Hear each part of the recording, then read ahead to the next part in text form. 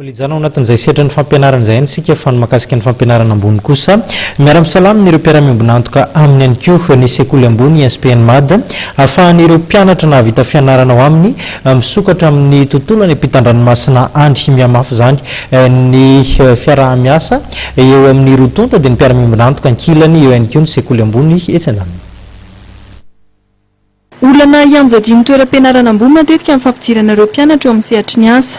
Ho an'ny NSPN MAD izay mamoaka mpianatra ho mpampivelona sy infirmiera dia hivelatra amin'ny fampidirana amin'ny tsenan'ny asa iraisam-pirenena no imasony. Isy ireo mpianatra avy amin'ity toeram-pianarana ity hanatanteraka fianarana asa ny ivelany ary isany koa ireo hiasa avy hatrany any amin'ireo hopitaly iraisam-pirenena. Maro zany no namaritana ny fitokisan'izareo ny SPN MAD. Ny anankiray moa zany dia ny expérience aloha efa nahatra 7 taona ny sekoly amin'izao fotoana izao.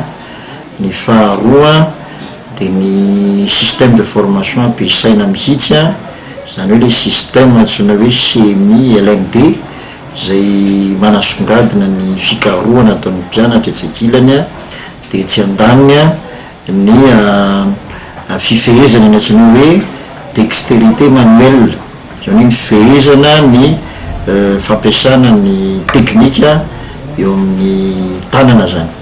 Dia ny fahatelo angamba eto Madagasikara ny SPN MAD ihany manana professeur agrégé 7 miara-miasa aminy dia ireo spécialité rehetra atao anatin'ny sekoly dia zany professeur agrégé zany no mitarika azy.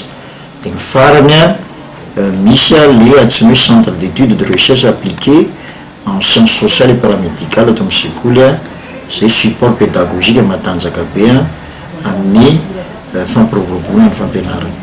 Ny traikefananany pekady entin'ny mampianatra ary koa ny fahaiza-manao ananan'ny toeram-pampianarana no anisany nametrahan'ireo mpiara-miambina antoka vahiny ny SPN MAD.